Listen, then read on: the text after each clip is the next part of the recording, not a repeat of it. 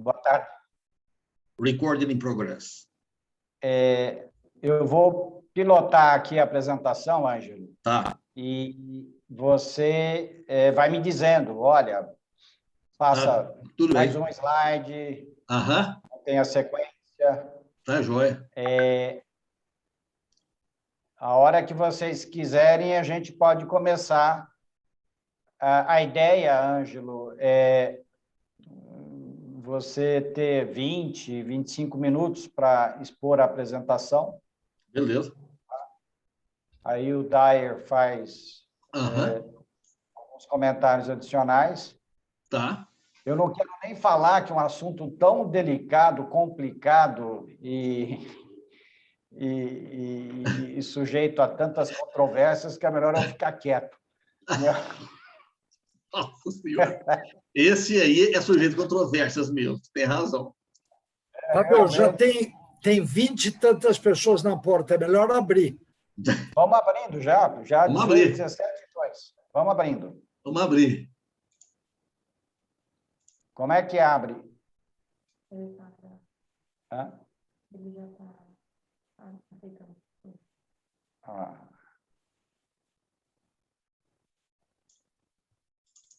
Quem está aceitando é a Verônica?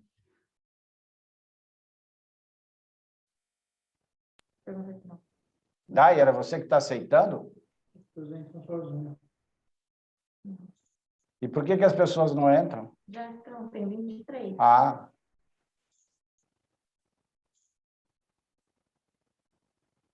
Acho que já está todo mundo. Vamos esperar mais 2 minutos e damos início ao encontro.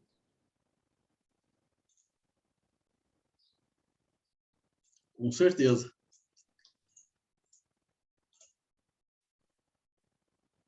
Porque também começar muito tarde não é o caso, né?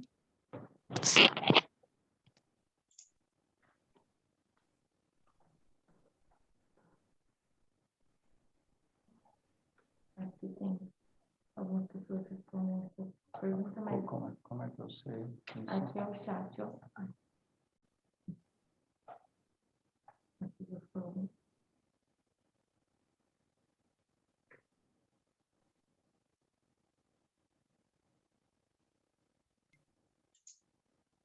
Está aberto aqui. Não precisa aceitar, tá? Tá. Então, mais 1 minuto e vamos iniciar o nosso seminário.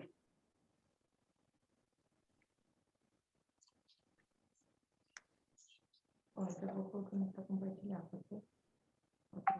Não, espera um pouquinho, daqui a pouco. Você me lembra.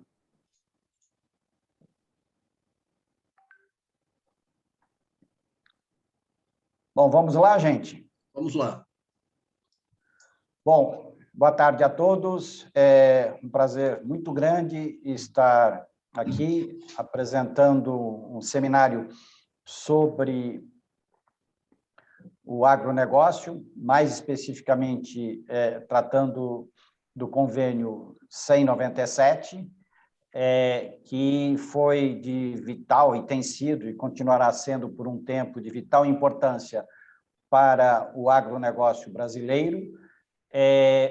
Este é um assunto bastante espinhoso, muito complexo, muito polêmico, que se mistura com a questão da reforma tributária.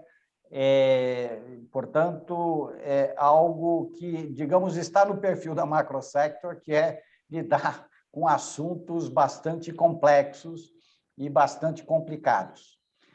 Para tanto, né, a gente tem a honra de trazer para nos ilustrar sobre este assunto o Ângelo De Angelis, que é economista, especialista em tributação,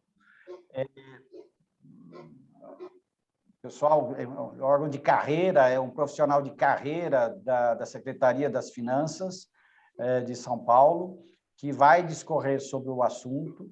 E também quem vai falar um pouco sobre esse tema bastante espinhoso é o Eduardo Dyer, que dispensa apresentações, uma pessoa de renome do agronegócio brasileiro, é uma das melhores cabeças do setor, e eu aqui humildemente vou tentar dirigir esse encontro com essas duas feras, né? E vou pilotar um pouco essa apresentação sobre o tema. Aqui. Deixe-me ver se vocês estão vendo esse slide que é um tema que vai ser abordado em instantes, que é o convênio ICMS 197 e a reforma tributária, que diz respeito à PEC 110 do senador Roberto Rocha.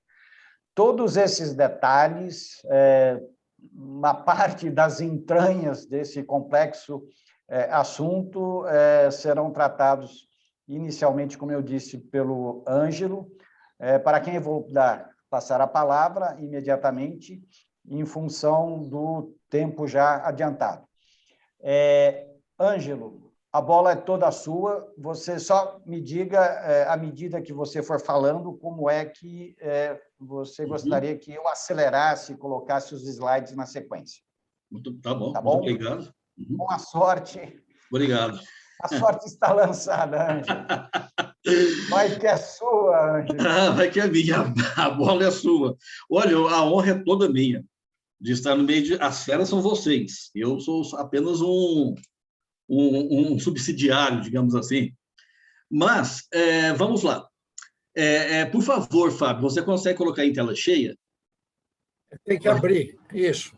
Abre tela cheia, no rodapé. No rodapé. Já está tela cheia, não está aí? Não. Não.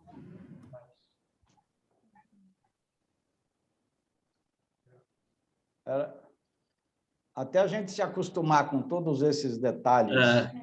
Porque fica melhor a visualização. Foi? Apareceu a tela cheia? Não. Bom, vamos... PDF aberto, pode ser PDF. Ah, tá. Estão dizendo aqui que só pode fazer tela cheia com PDF. Então... Vai falando, Ângelo. Vamos assim mesmo. Não, a gente vai colocar a apresentação em PDF. Tá ok. Mas, se quiser liberar aqui para mim, eu compartilho também. Deixa eu ver.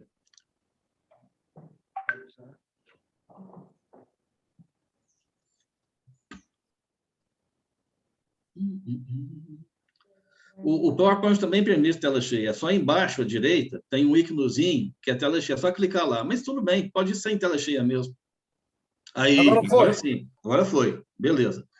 Bom, pessoal, a problemática a ser tratada aqui hoje é o convênio 100, tá certo? Diante da possibilidade de ser aprovada a PEC 110, né, da relatoria do senador Roberto Rocha, que, ao que me consta, já está em estado adiantado de discussão no Congresso. Talvez esse ano eu acho que ela não vai ser aprovada, não. Mas o ano que vem, ano eleitoral, possivelmente já também não será aprovado, mas vai que. Se essa PEC for aprovada ano que vem, ou mesmo 2023, isso terá impactos muito grandes no agro, e principalmente sobre o convênio 100, porque a PEC, os dispositivos que estão nessa PEC, elas matam o convênio num prazo de 5 anos, tá certo? Nós vamos ver isso de uma forma um pouco mais detalhada. Eu vou pedir, por favor, Fábio, para passar aqui a tela. Todos nós sabemos da importância do convênio 100, né, para o agronegócio, porque ele reduz a base de cálculo dos insumos utilizados no setor agrícola, no setor de agropecuária. Ele reduz, em alguns casos, para alguns insumos, ele reduz a base de cálculo do imposto do ICMS em 60%. Isso significa um custo muito importante, né, para os adquirentes desses insumos do agro. Em alguns casos, em 30%, que também é um valor significativo. E isso está nas 2 primeiras cláusulas do convênio, né? Agora, por favor, Fábio, o que também é muito importante deste convênio, vamos passar a tela, por favor, Fábio, é que também a cláusula terceira, tá certo? Ele autoriza, né, estados e Distrito Federal conceder às operações internas os mesmos benefícios das cláusulas primeira e segunda, que é a redução da base de cálculo. E ainda, na cláusula terceira A, tá certo? Ele também permite a redução da base de cálculo de forma que a carga tributária seja o equivalente ao percentual de 4% sobre a das importações e nas saídas internas, tá certo? Dos seguintes produtos, né? Aí você tem a relação de produtos, nós podemos detalhar isso um pouco melhor, se vocês quiserem depois passar, né, a lista de quais são esses produtos, e a gente passa, tá ok? Mas todos nós sabemos que são insumos básicos e importantes de todo o setor do agronegócio no Brasil. Então, a importância desse convênio e dos benefícios que ele é de vital importância para a produtividade, para a lucratividade do setor. Tá ok? Podemos passar, por favor, Fábio. Né? Agora, vejam bem, a cláusula 4ª, o que ela diz? Né? Ela diz que, na hipótese do Estado ou do Distrito Federal em não conceder a isenção, isso é muito importante, se algum Estado for não signatário do convênio, tá certo? O adquirente daquele insumo, ele está autorizado a fazer a redução por conta própria, mediante um crédito presumido no valor equivalente à redução da base de cálculo prevista no convênio. Então, quer dizer, se tiver algum Estado que não aderiu ao convênio, o contribuinte destinatário ele está autorizado a efetuar a redução através de um crédito presumido. Bom, a cláusula 5ª, certo? Ela diz o seguinte, que para efeito de fruição dos benefícios previstos neste convênio, né, os Estados podem exigir que o estabelecimento vendedor deduza do preço da mercadoria o valor correspondente ao imposto dispensado, ou seja, o imposto reduzido. Você pode dar um abatimento no preço, e é isso que vai garantir a redução dos custos dos insumos para o setor do agronegócio, tá certo? Perfeito? Então, em termos gerais, nós podemos discutir aqui as cláusulas do convênio, todas elas, mas em termos, uma visão bem geral, uma visão de helicóptero, o convênio, em essência, ele é isso, tá certo? Agora, podemos ir para a próxima tela. Para o Estado de São Paulo, veja a importância, né? Podemos ir, por favor, Fábio, para a próxima tela.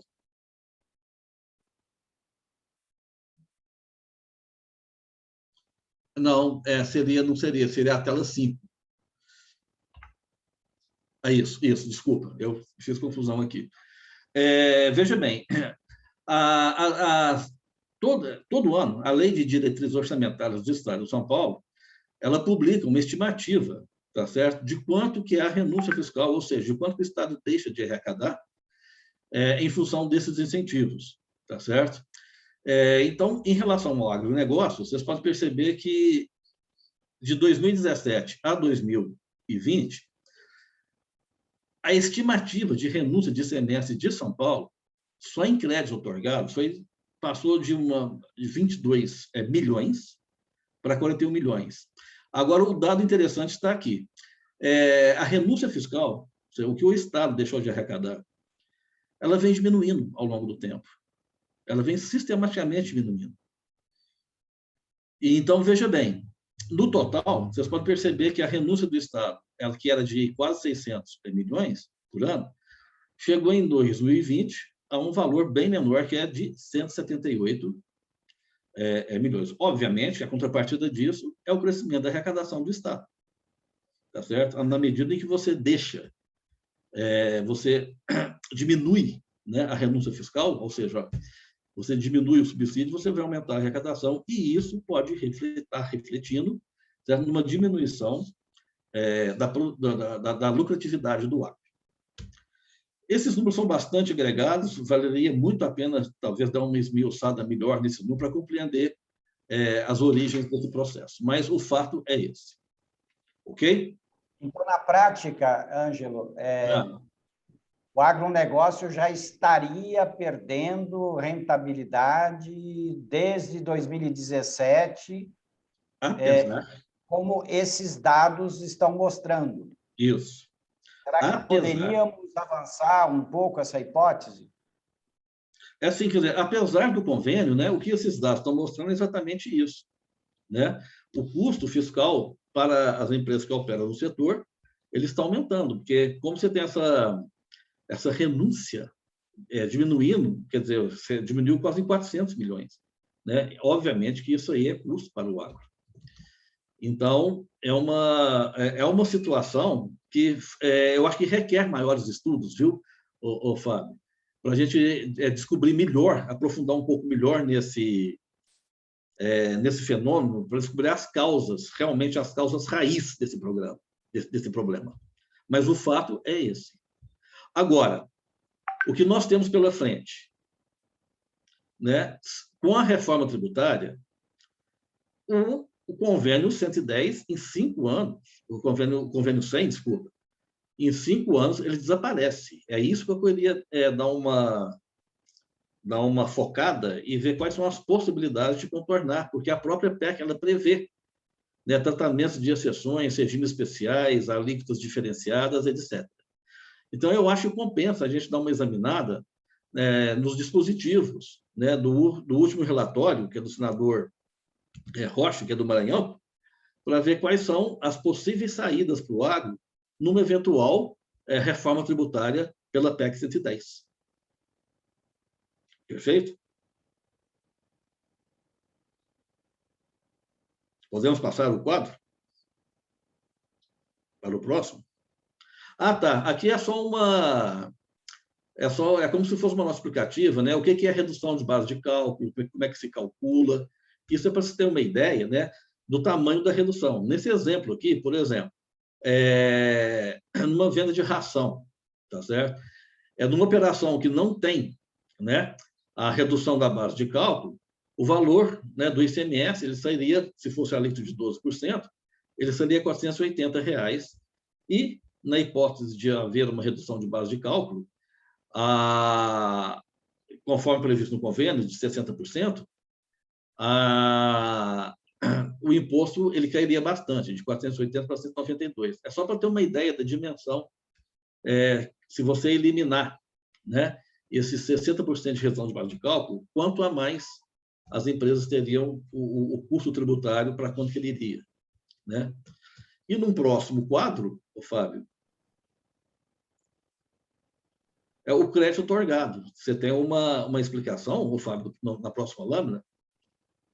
Nós vamos ter um exemplo aqui do crédito otorgado. Normalmente, o crédito otorgado, o benefício dele é que o crédito otorgado, a figura crédito otorgado, ela substitui os créditos normais daquilo que seria acreditado constante nas notas fiscais. É o crédito otorgado ou presumido. Normalmente, é um percentual de crédito a mais do que os créditos correntes constantes nas aquisições dos produtores, tá certo? Se tirar o crédito otorgado também, obviamente que haverá um aumento de custo tributário para os produtores. Essas duas lâminas têm mais esse sentido de exemplificar essas coisas. Agora podemos ir para frente, por favor, Fábio. Tá, aqui, o que eu gostaria de destacar aqui é o seguinte, o convênio, olha as datas de renovação do convênio. Desde que ele existe, ou seja, desde 99, que ele vem sendo prorrogado, certo? E a última prorrogação, ele vai até 2025. Ele vai até 31, ele vai valer até 31/12 de 2025. Agora, a partir daí, se ele não for renovado, e se a PEC for aprovada, mesmo assim ele vai morrer. E vamos ver por quê. Bom, antes disso, podemos avançar um pouco, Fábio, para a gente ver, né, para nós vermos o que tem, basicamente, na PEC 110, na reforma tributária.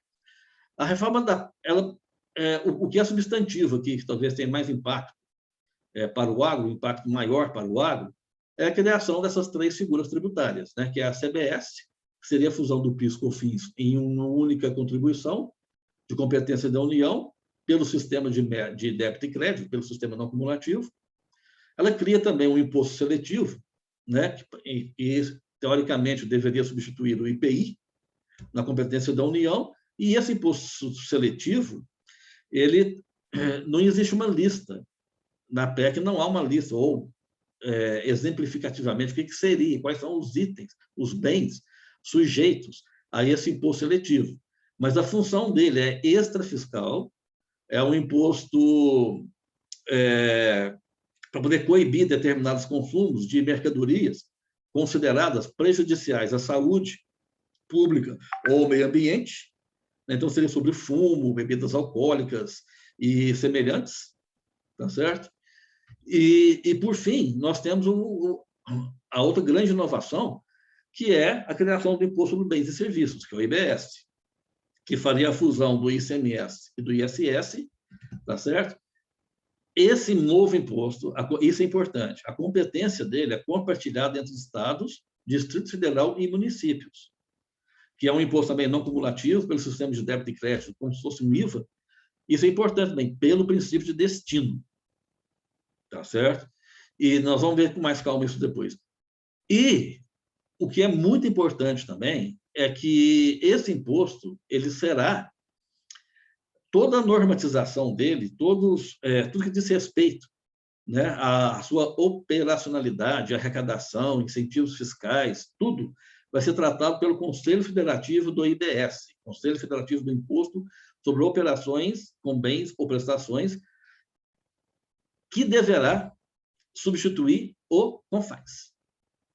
Tá certo? E o sistema de governança desse conselho, ele é totalmente diferente do CONFAS.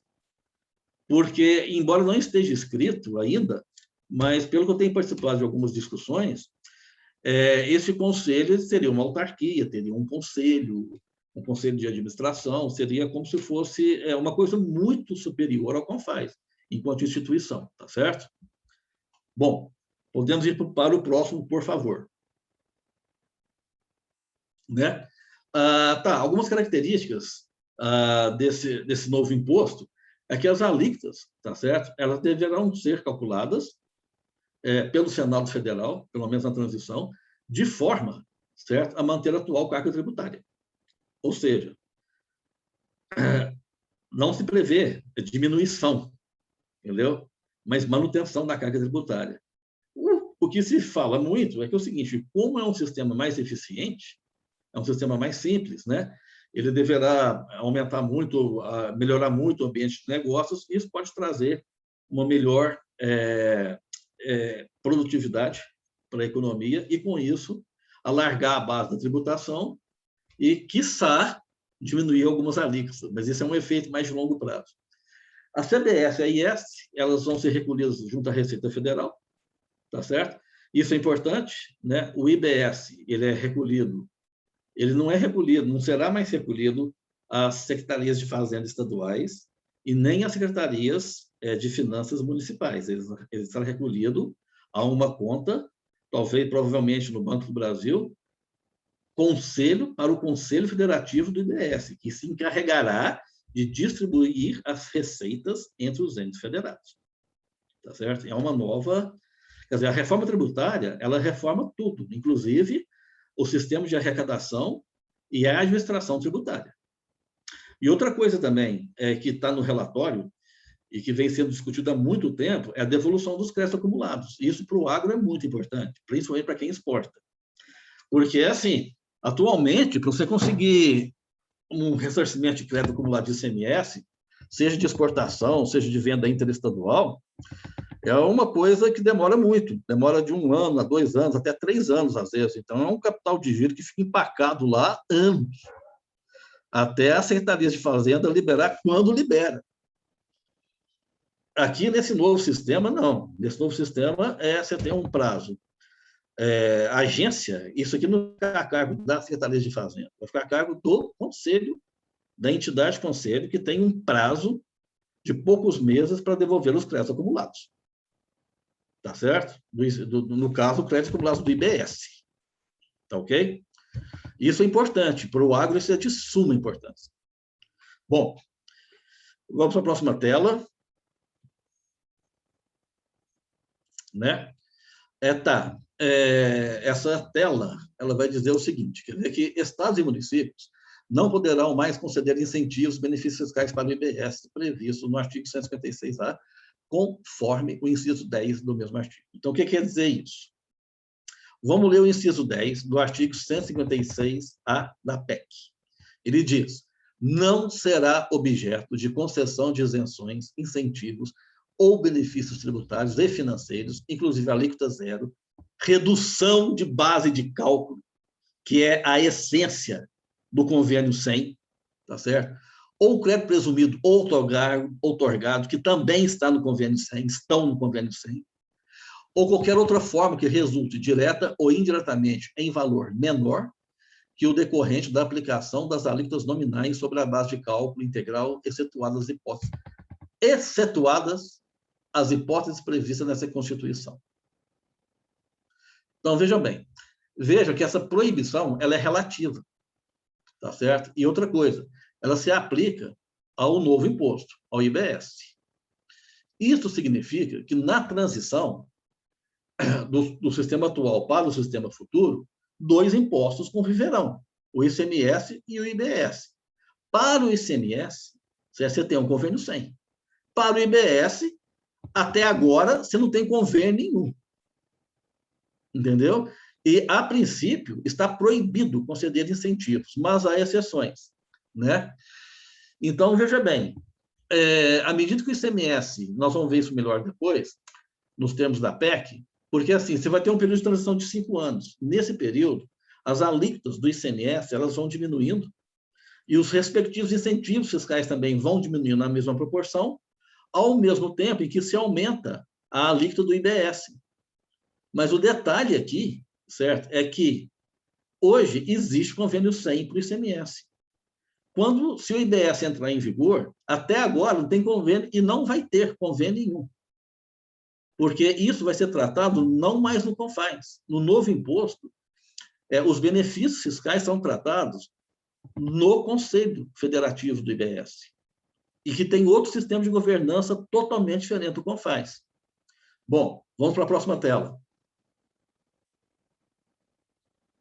O que diz aqui? Aqui diz o seguinte, quer ver? O parágrafo 8º desse artigo, ele diz que, observada, isso é importante, homogênea em todos os estados, Distrito Federal e municípios.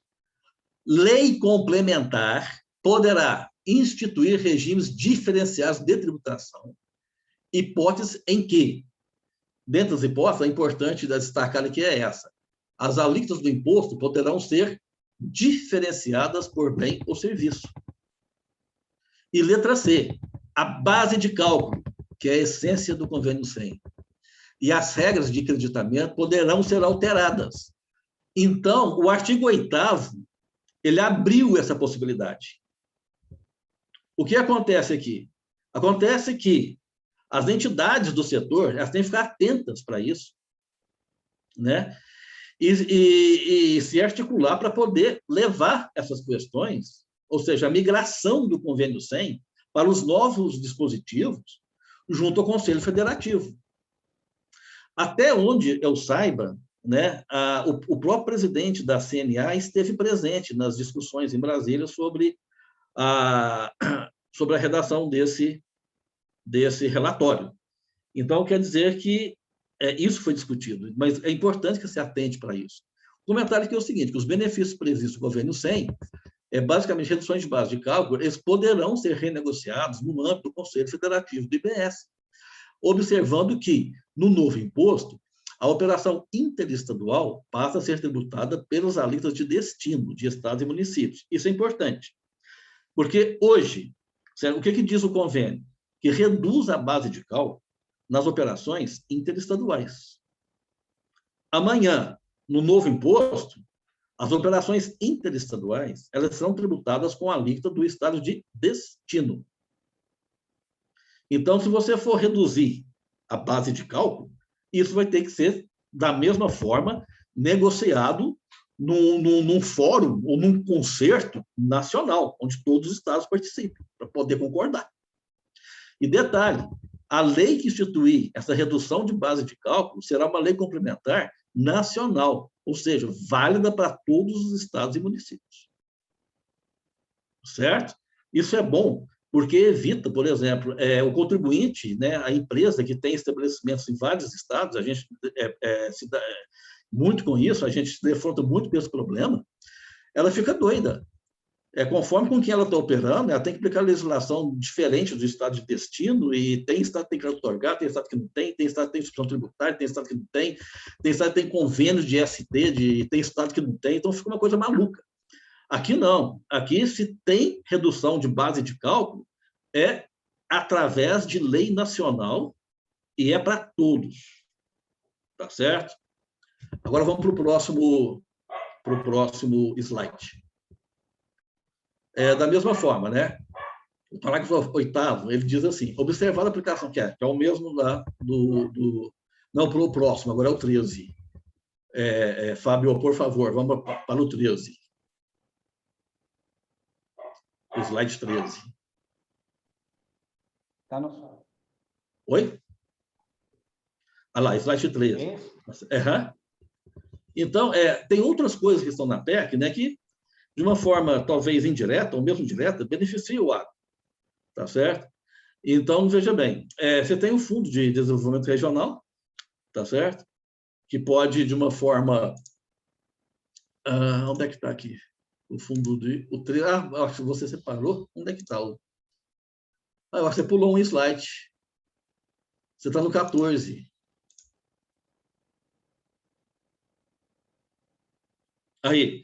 Bom, esse slide só está reforçando o que eu acabei de dizer. Né?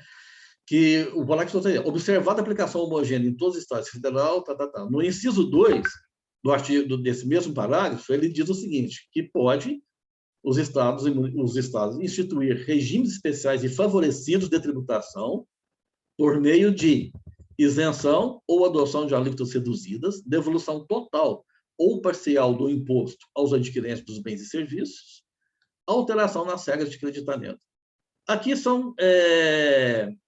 o inciso 2, ele diz que há possibilidade de dar benefício fiscal, há possibilidade de você subsidiar atividade agropecuária, certo? Através desses mecanismos, desses dispositivos, tá certo? Aqui são outras possibilidades de obter benefícios fiscais de modo a compensar o fim do convênio 100. Lembrando que no âmbito da negociação não é mais o CONFAS, e sim o Conselho Federativo do IBS. Então, você tem várias possibilidades, né? A própria PEC, ela prevê essas possibilidades. Porque, só um detalhe, na PEC 45, anterior, que foi elaborada lá no CECIF, da qual eu participei de várias reuniões, lá dizia o seguinte, que não, incentivo fiscal nenhum, benefício fiscal nenhum, redução de base de cálculo em nenhum lugar. Né? Quando migrou para a PEC 110, aí essa regra foi muito flexibilizada através da regra geral, não pode, exceto nas situações em que a lei complementar permitir para ser aplicada nacionalmente por todos os estados e municípios, observados o que está no inciso 1 e no inciso 2. Você pode ter crédito, redução de base de cálculo, você pode ter alíquotas diferenciadas, etc. Bom, vamos para o próximo slide agora, que são outras, né? Que são outras coisas que estão na PEC que, de uma certa forma, também beneficiam o agro. Tá certo? Uma, né, é o fundo, a criação de fundo aqui de desenvolvimento regional, com 5%, no máximo, 5% das receitas, né, do novo imposto, e pode ser aplicado aqui, haverá critérios para investimentos em infraestrutura, qualificação de trabalhadores, inovação e difusão de tecnologias, conservação do meio ambiente e fomento de atividades produtivas com potencial de geração de emprego e renda. Tá certo? A destinação mínima do fundo é 30% para os municípios e 30% para investimentos, isso é importante para o agro, para investimentos em infraestrutura nos estados de origem de produtos primários destinados à exportação. Tá certo? Então, isso para o agro é muito importante. Agora, o interessante disso é que é o seguinte, que é dinheiro carimbado. O Fundo de Desenvolvimento Regional, ele só pode ser aplicado naquelas impostos ali de cima. E 10% tem que ser para investimento em infraestrutura nessas regiões aqui que produzem coisas para exportação. Então, é isso. Agora, vamos ver um pouco as regras de transição. Tá certo? Não sei se eu já passei dos 20 minutos, devo ter passado. Mas então vamos direto no gráfico. Se tiver alguma dúvida... Não, fica aqui. Vamos ficar aqui mesmo. Veja bem. O que é entender as regras de transição? Você tem 4 coisas. Tá? Primeiro, o ano base. O que é o ano base? É o primeiro ano, tá certo? É o ano em que se for no primeiro semestre, então é o ano em que o texto do regulamento, ou seja, da lei complementar, do novo imposto, for aprovado. Então, se for aprovado em 2023, no primeiro semestre, é o ano de 2023. Se for aprovado no segundo semestre de 2023, o ano base será 2024. Primeiro ponto. Tá certo? Bom, segundo ponto. O que vai acontecer do primeiro ao segundo ano subsequente ao ano base? O IBS ele vai ser majorado em 1%. Ele vai ser criado com uma alíquota de 1%. E durante esses 2 primeiros anos, os contribuintes poderão compensar esses 1% com o ICMS. Poderão lançar crédito para compensar com o ICMS. Ou seja, desconta no valor do recolhimento do ICMS nesse primeiro e segundo ano. O que acontece com os benefícios fiscais com o convênio 100 nesses 2 primeiros anos? A PEC não diz nada. Então, não acontece nada, a princípio. Tá certo?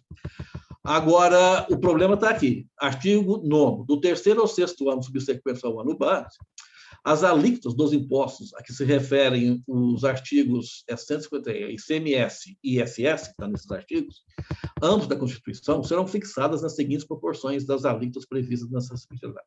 O que está falando aqui?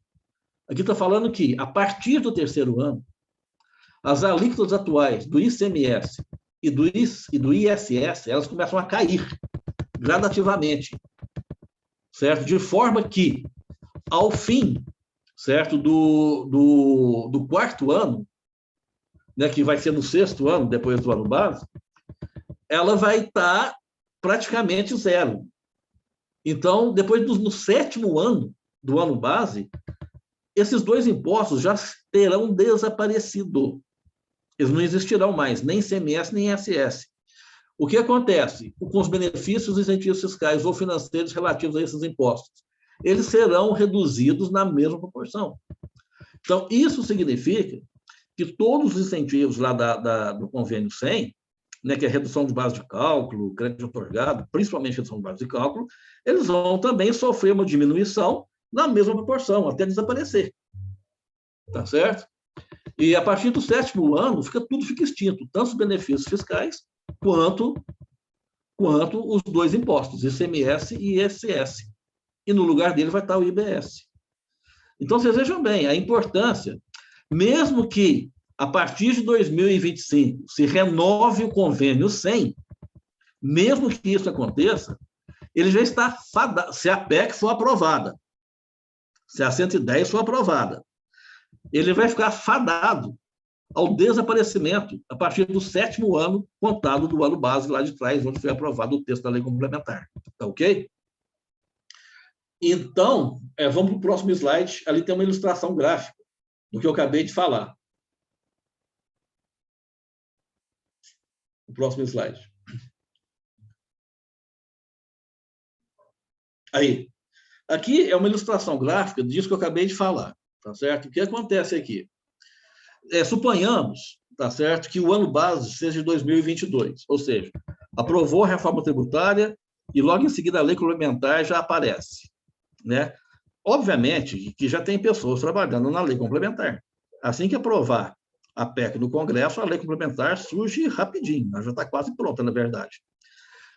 O que acontece aqui? O ano base, ele passa a ser o ano de 2022, se for o ano que vem, primeiro semestre, tá certo?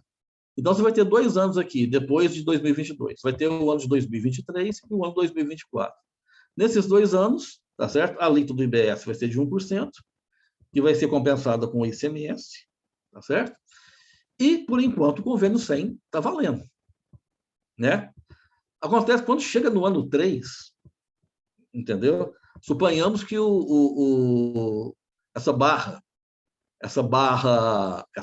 laranjada aí seja o tamanho do benefício, né, do convênio 100.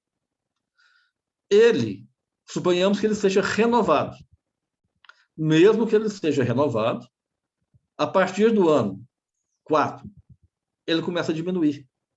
Os benefícios dele começam a diminuir. Quando chega lá no ano 6, certo? Ele já está praticamente zerado. Então, o que acontece aqui? A alíquota, essa alíquota aqui do ICMS, ela começa a diminuir ao mesmo tempo em que a alíquota do IBS começa a aumentar. Elas vão se cruzando uma certa hora, até que a alíquota do ICMS e do ISS desaparece e a alíquota do IBS passa a substituir tudo. Então, qual que é a mensagem aqui? É o seguinte, mesmo que ele seja renovado e que se a PEC seja aprovada, são essas duas condições. O convênio, ele tende a desaparecer. Só que os benefícios nele previstos podem ser reinstituídos através de lei complementar, certo? E isso é negociado e tratado, vai ser tratado e negociado, a feitura dessa lei, no Conselho Federativo do IBS, não mais no CONFAS. É basicamente isso que eu tinha a dizer. Obrigado, Ângelo, pela sua detalhada exposição. Obrigado. É um assunto realmente muito rico de detalhes. Eu queria passar a palavra para o Dayer, que deve ter pontos importantes a serem abordados. Então, vai que é sua, Dayer. Vamos lá. Depois de uma aula tributária do Ângelo, a quem eu devo o maior respeito, você não sabe, Ângelo, mas estou ajoelhado olhando para a PEC 110, mas eu queria dar um passo atrás, de certa forma, até aproveitar do slide que você apresentou anteriormente, lembrar que nós estamos falando do Convênio 100/97. Isso significa que foi um convênio gerado há 24 anos atrás. Eu proponho a Macrosector o ano que vem, a gente traz um bolo e comemora bodas de prata. Faz 25 anos que vem uma renovação do convênio que, de certa forma, como diz que o cachimbo entorta a boca, o agro acabou assimilando o convênio 100, vive demandando o convênio 100 e teve, você sabe, Ângelo, no último ano, algum mal-entendido, sobretudo com o governo de São Paulo, e eu tenho a honra de entender agora que há uma diferença entre os decretos que o Estado lançou, não é? E também o que são os convênios, que têm uma esfera federal. Ou seja, existe uma subordinação, um decreto é menos do que um convênio, mas os convênios, como você colocou, têm hora marcada para falecer e você já demonstrou isso. Muito bem. Eu vou pedir para tirar o compartilhamento da tela, se for possível, porque aí melhora a nossa visão. Mas, de qualquer forma, quero retomar o assunto. Eu acabo de sair de uma reunião do Fórum Paulista, onde está se tentando, e é natural que isso aconteça, sobretudo no agro de São Paulo, que se trate de novo de saber como é que vai se comportar o assunto Convênio 100/97, na medida em que os decretos estaduais reduzem a base e na medida que algumas providências tomadas já no momento anterior ficaram dúbias e algumas delas sem efeito. Eu volto a esse assunto muito rapidamente. Mas o Fórum Paulista e todo o arcabouço da agropecuária nacional está extremamente atenta estiveram com o ex-secretário da Agricultura, Gustavo Junqueira, estiveram recentemente com o secretário da Agricultura atual, Itamar Borges, e têm encontrado uma resistência brutal na Secretaria da Fazenda por razões óbvias. Essas razões, você demonstrou, são arrecadatórias, essas isenções, essa liberdade começa a desaparecer e a voracidade tributária fica cada vez mais clara.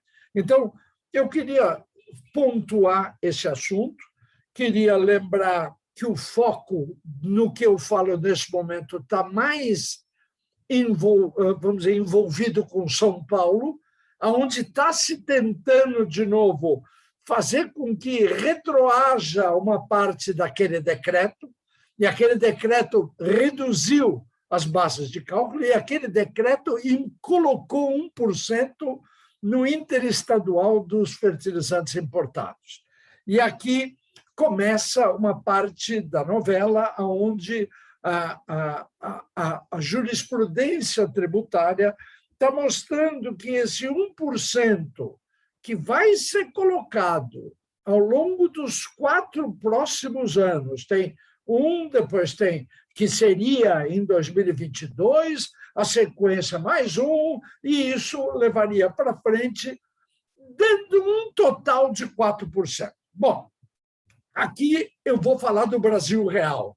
A variação cambial de um dia foi de 5%. Quer dizer, nós tivemos e estamos hoje vivendo um capítulo 2 da novela que eu vou relatar, que é um certo catastrofismo na área de insumo, vai faltar, meu Deus, vai acabar, não vamos ter como adubar e tudo mais. Eu queria trazer um pouco de luz a esse assunto, na medida em que, inclusive, o Ministério da Agricultura, em interação conosco, nós, em interação com o plano agrícola e com o plano que está se fazendo sobre o Plano Nacional de Fertilizantes na Casa Civil, vai sofrer alterações. Mas esse 1% de tributação naquilo que seriam as matérias-primas importadas de fertilizantes e componentes de ração, eles acabaram ficando incorporados, porque as pessoas têm o direito a esse crédito. É verdade que é moroso, você, Ângelo, foi muito claro em colocar. O Vaticano está estudando o sistema tributário brasileiro, porque lá reside quase que a eternidade, leva muito tempo para as coisas se desenvolverem, nenhuma crítica às pessoas, mas uma crítica à burocracia e à sistemática de milhares de convênios, milhares de decretos e milhares de pessoas. Eu tenho o exemplo dos nossos sócios da BAG, de uma usina que tem 25 pessoas trabalhando na área tributária e 4 pessoas trabalhando em venda de açúcar e etanol. É uma desproporção que mostra o que nós estamos vivendo. Mas eu queria relembrar que esta imposição que foi feita, e até entendo, na defesa da indústria nacional, que eu não estou enxergando. Eu confesso a vocês, eu enxergava quando a Petrobras Fertilizantes estava no mercado. Ela não está mais.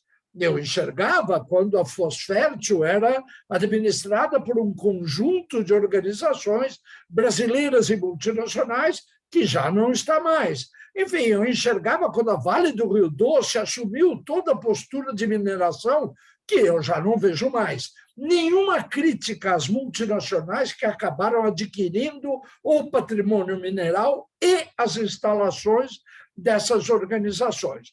Mas, na realidade, essa história do 1% para defender a indústria nacional fica no limbo, fica absolutamente perdido nos assuntos dos custos, dos fretes e do câmbio.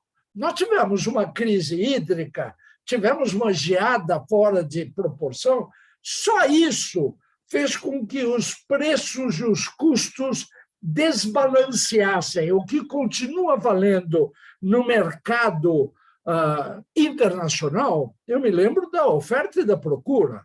Quer dizer, na hora que você põe uma pandemia e desequilibra isso desta forma, você tem chip que não veio e não entrega o carro novo, então o mercado de carro velho aumentou. Você tem tratores que estão em cima de cavaletes já pagos, mas não pode ser entregue porque não tem pneu para entregar. Você tem problemas, inclusive, na indústria de insumos, porque efetivamente houve uma explosão de demanda quando a oferta estava restrita ainda pela pandemia, por lockdown, por retomada vagarosa das organizações. Então, o mundo real trouxe para nós um conceito curioso, onde nós somos, Ângelo, você sabe, nós somos PhD em curto prazo e inflação. Eu, você e o Fábio fomos educados num país onde gastar rapidamente era um grande negócio, poupar era uma perda de tempo e sabíamos viver e conviver com a inflação. Hoje, além de exportar jogadores de futebol para o mercado internacional, nós estamos exportando especialistas em inflação, porque a inflação chegou nos Estados Unidos, a inflação está na Rússia, a inflação está no Canadá, e isso pegou o mundo no contrapé, porque há um profundo desequilíbrio entre oferta e procura. Muito bem, o que eu quero reenfatizar é que esta colocação, primeiro, de que 1% em 4 anos para insumos intermediários, tanto da indústria de fertilizantes como da indústria de nutrição animal, não vai nos pegar de uma forma absolutamente desavisada e não vai impactar enquanto o câmbio e o mercado internacional tiver com essa inflação de demanda absolutamente clara e convincente. As pessoas querem hoje segurança alimentar. Quando a pandemia aí começa a ter lockdown de novo na Europa, as pessoas vão ao supermercado e estocam. Vocês viram fotografia do Brexit de supermercados na Inglaterra sem abastecimento, caminhões sem motoristas, e isso é uma coisa que acaba atrapalhando todo o mercado e ficou sem clareza e sem nenhum impacto formal no agronegócio brasileiro, essa discussão tributária. Vírgula. Estamos na antessala, eu também acho que aí o Vaticano está interessado, nós estamos na antessala de uma reforma tributária, Ângelo, que a gente escuta falar há uma década, né? Nós fizemos uma reforma pela metade na área previdenciária. Vamos lembrar que eu estou falando do Temer, né? Uma coisa meio anacrônica, e nós não fizemos mais nenhuma reforma estruturante. E, como diz o Zé Roberto Mendonça de Barros, nós chegamos agora no apagão das canetas. Em janeiro de 2022, é um ano eleitoral, ninguém mais vai tomar grandes decisões, e eu, particularmente, entendo e quero dividir com aqueles que nos ouvem que uma PEC é uma proposta de emenda da Constituição. Não, e para fazer uma mudança na Constituição, eu preciso ter uma competência política de fazer passar o que eu gostaria de passar. Adorei conhecer, quero, se você puder facultar, Ângelo, a quem nos ouve, esses slides são fundamentais para perceber um futuro que seria mais isonômico, que seria mais simplificado, para de PIS, COFINS e toda aquela nomenclatura, cada estado cria uma forma, o interestadual é uma loucura. Eu estou falando do mundo real, onde as pessoas trocam nota para trazer ICM de um estado para o outro. Então, no fundo, eu queria deixar, eu não quero levar todos nós ao deserto e abandonar lá, mas nós vamos ter que ter muita coragem para, politicamente, conseguir gerar mudança numa reforma tributária que seja digna de um país democrático, que tenha aquilo que você falou, olha, eu vou tributar mais o tabaco, o álcool, enfim, coisas que outros países já fizeram. No Brasil, é muito curioso, eu trabalhei muitos anos com defensivo agrícola, nós fomos colocados junto com o tabaco e com o álcool, está lá agrotóxico, quer dizer, como se a planta não pudesse ter doenças, não pudesse ter fungos, bactérias, e depois a gente pode aprofundar um dedo nisso. Mas, de qualquer forma, a sua apresentação mostra uma expectativa positiva. Acho que, e aí, para caminhar para encerrar a minha fala, os fertilizantes, você, independente do 1% que vai vigorar sobre o futuro ou não, o mercado calendário de 2021 já foi jogado. O produtor rural brasileiro, sobretudo aquele mais tecnificado e mais competente, ele aprendeu a fazer hedge. Para ele, soja, dólar e adubo é a mesma coisa. Então, na hora que ele apura a venda da soja, seja ela futura ou efetiva, ele sai e compra adubo. Nunca houve tanta antecipação no mercado de fertilizantes, o que eu posso garantir e afiançar por contatos com essas organizações, de que o ano de 2021 nós vamos ter um novo recorde do volume de entregas, e a Macrosector sabe disso, das entregas de fertilizantes ao mercado de produção agrícola. A mesma coisa, entretanto, não é tão garantida assim no mercado de defensivos agrícolas. Por quê? Porque e isso é um problema nosso que eu digo do Brasil, há uma tendência, e historicamente, há um grande problema de roubo, falsificação e descaminho nos produtos químicos de alto valor agregado em poucos frascos. Nenhum fazendeiro puxa defensivo e estoca com medo de ser assaltado. As empresas transportadoras mantêm guarda armada, porque é uma dificuldade você lidar com agroquímicos. E, por fim, esse transporte acaba acontecendo quando aparece a praga. Não é como o fertilizante, que é comida para a planta, eu já sei o que eu vou plantar, eu levo por antecipação. Mas eu não sei quando eu vou ficar resfriado. Eu não sei quando eu vou ficar gripado e, pior, eu não sei se eu terei câncer, que aí vai me exigir quimioterapia. Então, do ponto de vista pragmático, o que eu quero colocar é que nós estamos, e só para relembrar o público que está nos ouvindo, é todo ele focado no agro, eu vou falar 2 nomes e vocês vão lembrar claramente. Helicoverpa armigera. Era uma lagarta que começou comendo, ela veio do Paraguai, entrou no Paraná, começou comendo soja e acabou comendo até pastagem no Rio Grande do Sul. Ela era polífaga, ela comeu qualquer lavoura que pusesse na frente dela. Até o governo decidir se pode, não pode ter uma aprovação emergencial pela Anvisa, deu para todos nós 1 a 2 bilhões de dólares de prejuízo, e aí a população, sobretudo o produtor rural, que tem na sua renda agrícola a sua existência, não teve dúvida. Ele foi ao Paraguai e contrabandeou, não teve dúvida, trouxeram uma barbaridade de produtos que não estavam autorizados, depois acabaram sendo autorizados para o Brasil. Uma outra historinha, só para relembrar, chama-se ferrugem asiática. Imagine que desse ferrugem asiática no seu salário.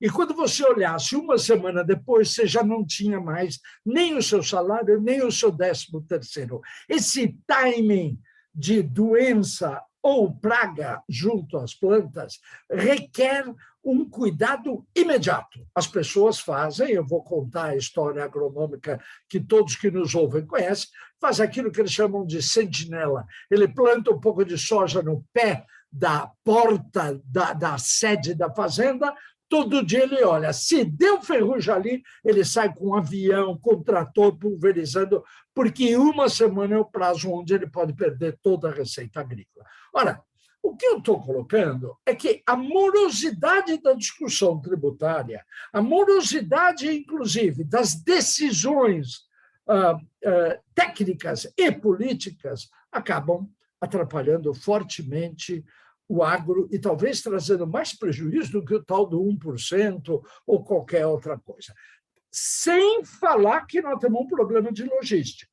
Quer dizer, não é que eu faço assim e aparece defensivo. Ah, não, mas agora nós estamos investindo em ferrovia. Eu nunca vi um trem chegar na minha fazenda.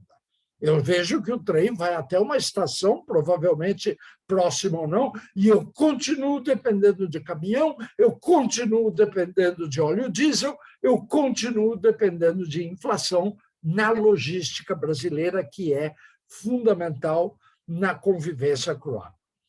Por fim, quer dizer, fazendo uma regressão ao fertilizantes, o problema internacional desse desbalanceamento fez com que os valores, estou falando agora já de 2022/23, se eu for medir hoje, o nitrogênio em média subiu 100%, só para fazer contraste para os 4% do ICMS interestadual em defesa da indústria nacional.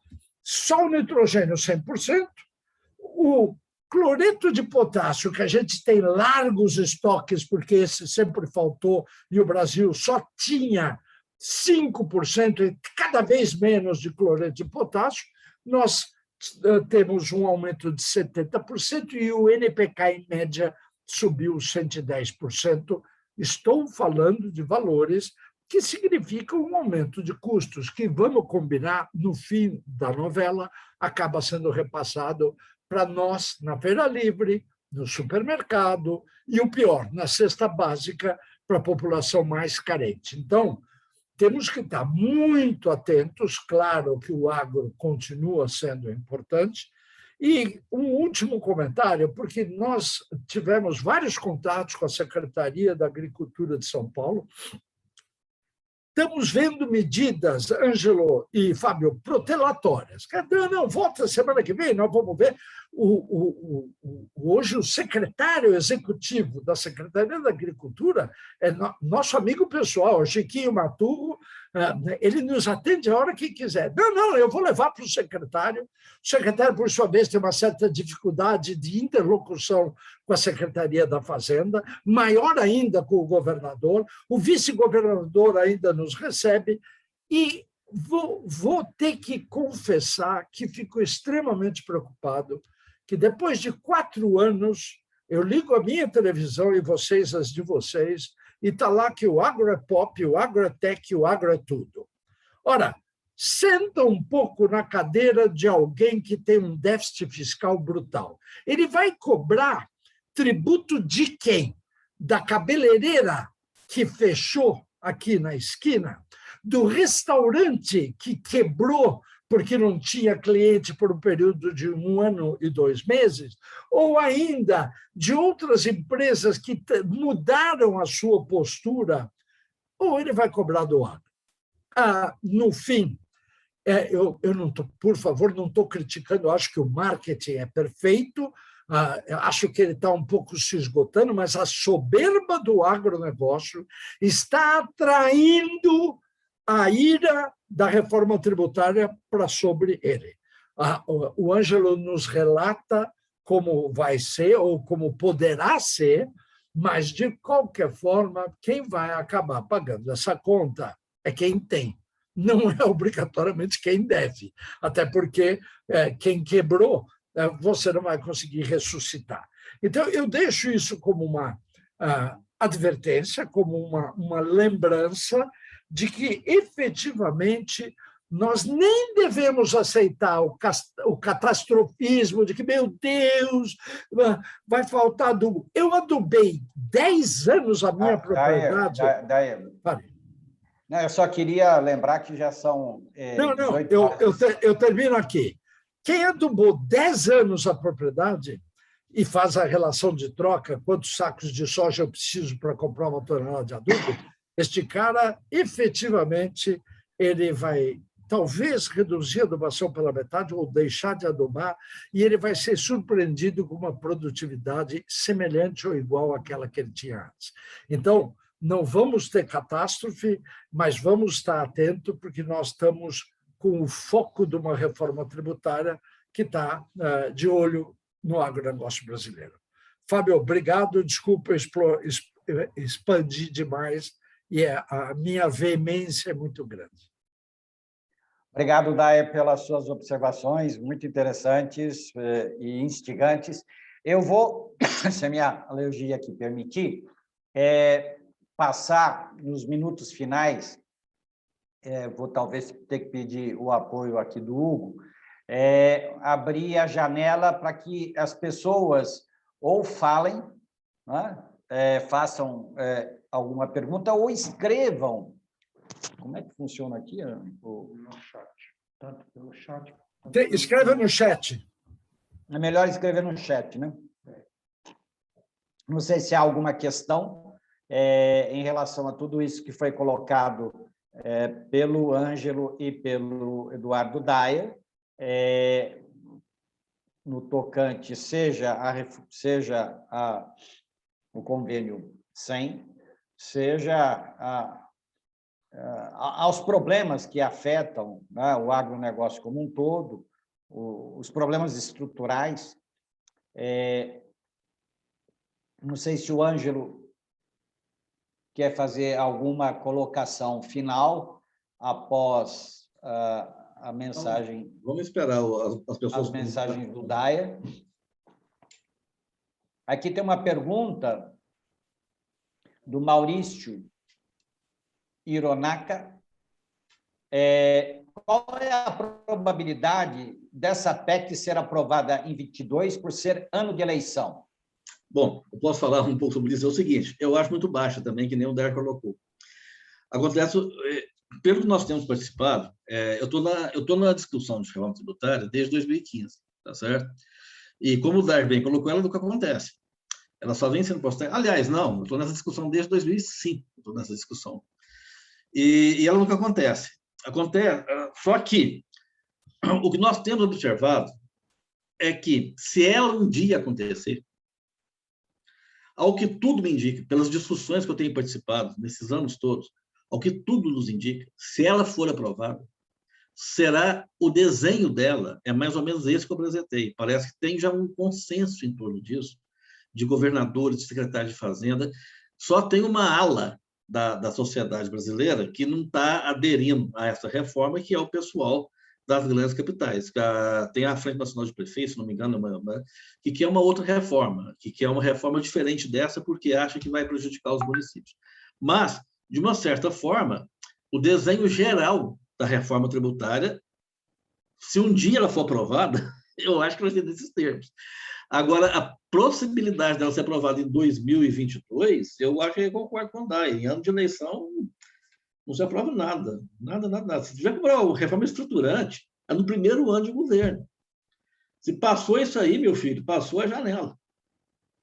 Né? Então, Ângelo, se não for aprovada em 2022, qual seria o cenário de carga tributária? Vamos mudar um pouco a mesma de hoje. Essa questão. É a mesma de hoje. Ela não muda em 2023? Eu acho que não, porque é o seguinte... Então todos vão lutar para que não mude nada em 2022 e que não mude nada em 2023. O que me parece é o seguinte, sistema tributário, esse que está aí, hoje ninguém está aguentando ele mais. Olha, todo mundo, auditor fiscal não aguenta isso mais. Não tem como fiscalizar, de tão complicado que é. Todos os segmentos empresariais que você conversa, ninguém está aguentando esse sistema. Os próprios governos, certo? Não estão aguentando mais. O sistema tributário nacional, acho que ele chegou num ponto de total...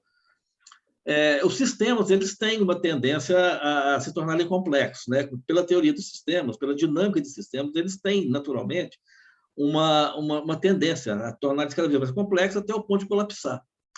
Está me parecendo que o sistema tributário brasileiro está chegando perto disso. Depois que criaram a tal da substituição tributária para todos os produtos, praticamente todos os produtos, você chegou nas raias da ineficiência, das dificuldades. Está muito difícil. Então, eu acho que tem uma pressão para aprovar uma reforma tributária muito grande, uma pressão que eu nunca vi.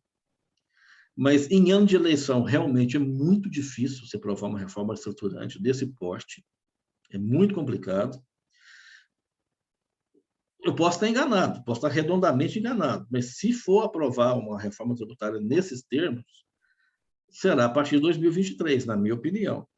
Tá certo? E em havendo essa reforma tributária em 2023, o que eu queria juntar aqui é o seguinte: iniciando-se essa reforma tributária, o agronegócio ele seria o alvo preferido, preferencial, pelaquilo que o Dayer falou, por ser um setor que tem uma rentabilidade melhor. Desposa dessa opinião, né? Não, aqui, em cima daquilo que o Dayer falou, quer dizer, o agronegócio teve uma boa rentabilidade. Eu não sei, Dayer, me desculpa um pouco discordar de você, mas eu não tenho essa impressão. Certo? Eu posso estar enganado, isso não significa que o agro é pop, o agro é realmente, mas o agro, hoje, né, ele, de uma forma geral, não é ele o maior, o que mais arrecada. Né? Ele não... E o agro ele tem algumas características que ele precisa de ter diferimentos na cadeia. Isso aí é histórico. Em qualquer civilização, desde a antiguidade, quando você estabelece impostos sobre produtos, sobre bens, né? Impostos sobre circulação, impostos sobre... Normalmente, a produção primária, né? E numa economia industrializada, isso é mais evidente ainda. Né? Toda a produção primária, ela tende a ser tributada na fase da transformação, né, que é a indústria. Então, o agro ele tem muito diferimento. O que precisa, na minha opinião, fazer é que os insumos do agro eles vêm da indústria de transformação, carregados com muito imposto. Então, o convênio 100 ele cumpre essa função de amenizar essa tributação.